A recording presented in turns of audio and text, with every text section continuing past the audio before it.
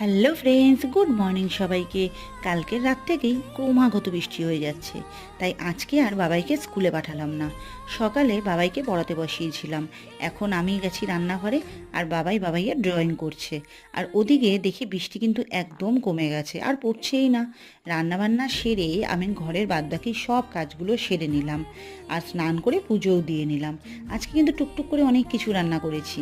এই ভাত, কুন্দরি আলুর সবজি, নিরামিষ বাঁধাকপির একটা তরকারি, কাঁচকলা আলু বড়ি দিয়ে একটা ড্রাই সবজি, আর ছিল পটল দরমা, আর করেছিলাম উচ্ছে আলু ভাজা, ছিল শশা রোজগারের দিনের মতো, আর ছিল পাঁপড় ভাজা। দুপুর গড়িয়ে বিকাল আবার শুরু হয়ে গেল বৃষ্টি। সন্ধেবেলায় তারপর হাতে নিয়ে 1 কাপ কফি আর পড়াতে বসে পড়লাম বাবাইকে।